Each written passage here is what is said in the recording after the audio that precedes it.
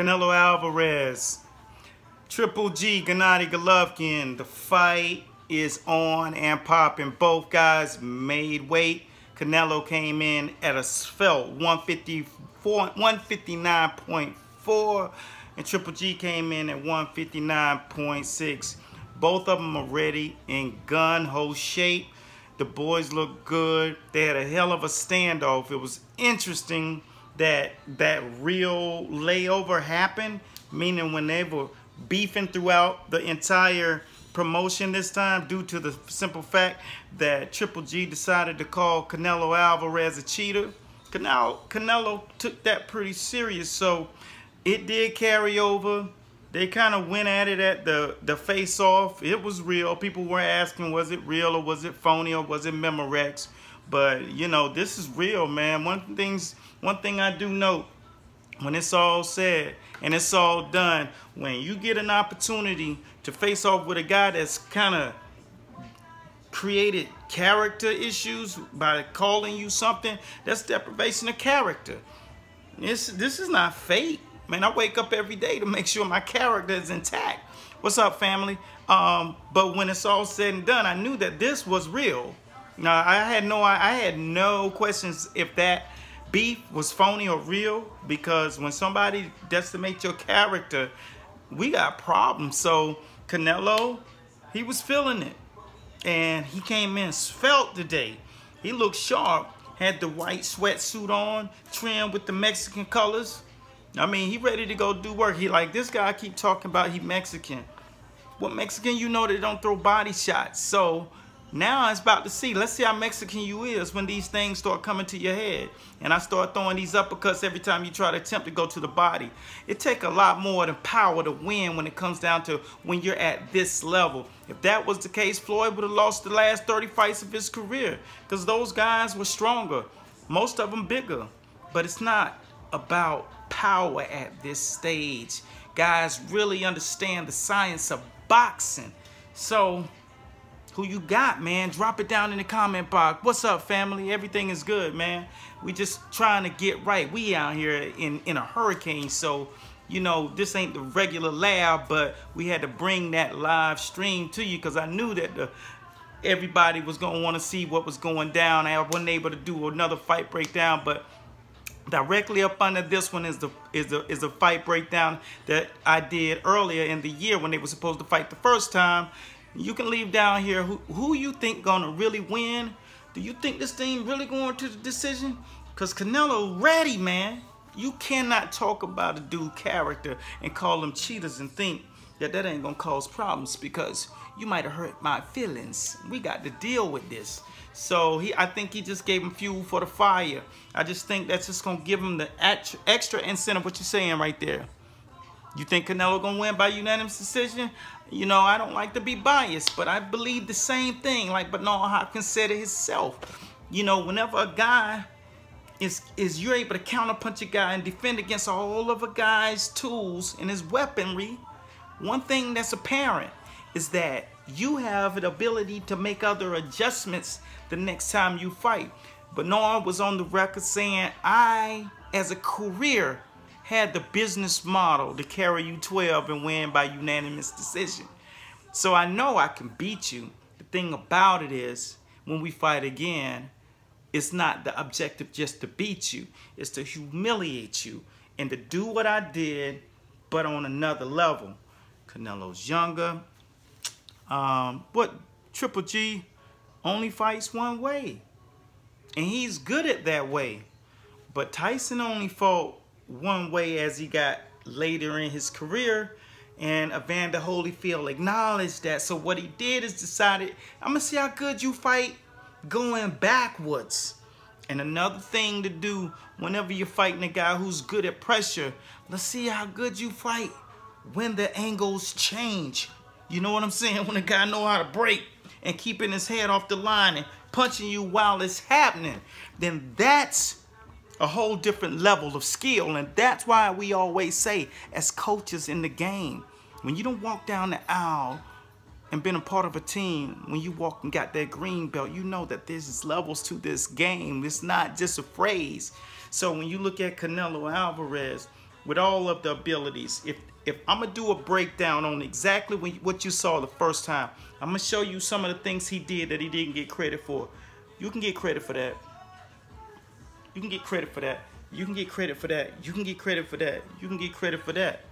So why didn't he get credit for defending? There was times when the onslaught was heavy duty and he was in survival mode, but he still was in his tacticianary mode. So in his heart, he felt like he won the fight.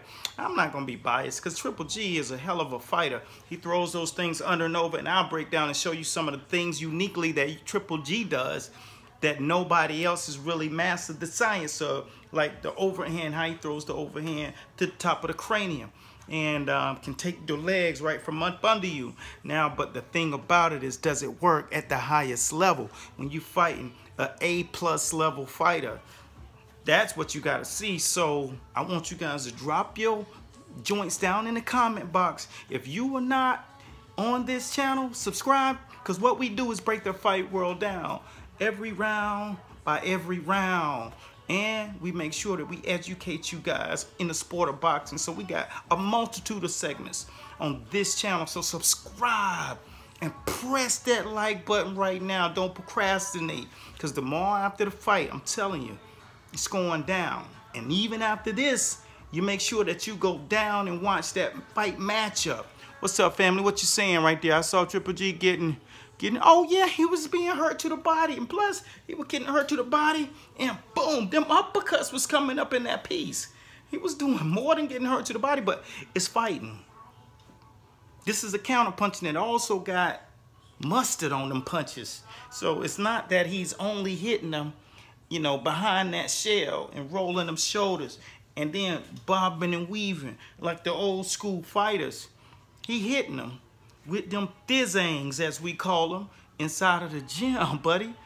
Trust me, he was feeling that. But the biggest thing that he must be aware of this time is that he's seen what you got. He understands your power. He understands your dexterity. He understands your prowess. So now he just has to adapt. He thought he won. He thought he did enough to win. He thought that people acknowledged some of the things that he did, but he didn't get credit for a lot of things, because all people saw him as going back. But I know, teaching as a coach, I know what it takes to do all of the things defensively that he did, because what that would have done to the average fighter is it would have broke them down, and they would have quit, threw up every ounce of courage that they had, and they would have been down, because Triple G was walking,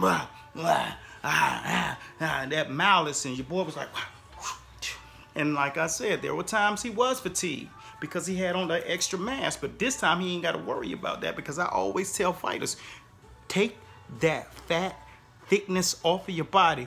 Yeah, Canelo, yeah, he showed me a lot too. But I saw that back when he fought Alvarez lower, because believe it or not, Alvarez bigger than Floyd. He moved just as elusive as Floyd. Plus, he a southpaw and ranger and hit hard. And Canelo walked right through him. That's the difference. People don't understand about Canelo Cinnamon. I call him the Mexican machine gun. Yeah, he the real deal. I can't even fake like he ain't. Since that point, I no longer doubted Canelo. I've not bet against him since. I've done a multitude of posts on him, so you can type in Canelo Alvarez, Eric Bradley, whatever, or Master Boxing. You'll see, you know, how some of the things that I've shown that's just serious tools in his game. Now, I think a lot about Gennady Golovkin as far as when it comes down to, he's good at the style he's in, but he's not versed. He can't go lateral. He can't go backwards. You know what I'm saying? You never see him in a counterpunch position. He never decides to shrink fighters and draws them back. He never does those other things. So if I was to take him back to the days of Marvin Hagler and Bernard Hopkins, he doesn't stand a chance. He would not be undefeated. Believe me, he wouldn't be mentioned in the pound for pound, because you would not have heard of him. Now, when you're talking to Canelo, he can do different things, and you got to be able to take a punch. You got to have heart to overcome when that pressure comes. And then at the same time, you got to be willing to counter. And Canelo is never scared to throw them hands. He's never scared to let them hands go. So y'all see it, you hear it here, right live. Smash that like button. Make sure you subscribe to the channel. Tell your boys about me, because we about to bring that funk I'm also doing a segment, so you can go down the timeline. You can kind of see some of the things I do. I show you what fighters eat prior leaving into the training camp, showing you how do they get to that point where they try to melt that body down, and how they gonna be strong on fight night, how they can have that offensive prowess, how can they stretch it out to the 12th round, still bite down on that mouthpiece and go mano a mano. That's what we do. We break the fight world down, from the business to the food to the training to the skills teaching to the ring generalship, everything, man. So who do you have in this fight? Who do you have in this fight, son? Triple G, Gennady Golovkin, or my man Saul Alvarez, Cinnamon as we call him, the Mexican machine gun. He's here for something, 27 years old and not playing the game. Smash the like button. For those who missed, Canelo came in at 159.4. Triple G came in at 159.6. Yeah, it's getting hotter. The traction getting hotter. ESPN blowing it up. Everybody's blowing up the joint. So if you don't know about it, if you can't afford to go and order it yourself, they're playing it at the movie theater. 20 bucks. So you got 20 bucks, you want to see the fight, make sure you check it out. Other than that, just be here for the fight show, the post-fight show on Sunday. So we're going to drop it and break it down. Please, judges, get some sleep before this fight, because I don't want you to mess this one up. It might not even go to the judges. That's all I got for right now. This is Coach Eric Bradley, and I thank you guys for watching. This is the Fight World, and it's powered by Max the Boxing, where we get your master's degree and break the fight world down round by round. Subscribe to the channel. What's up, buddy? Gotta go back on. Yeah, absolutely, absolutely. Everything, man, you're welcome. I do what I do because I want you guys to know how the fight world operates from the inside out. So continue to follow, share, and tell your friends about the channel. Make sure they subscribe. Just simply send them a link, because we coming now, 2018, as it closes. We about to come with a whole lot of different angles, boy. Y'all gonna love it too. This is gonna be the ultimate channel for entertainment. They reaching out on a regular base trying to bring us in, but you know what? We keeping it 100. We doing it across the board with you guys. I'm out of here. Be blessed at God's speed. Peace.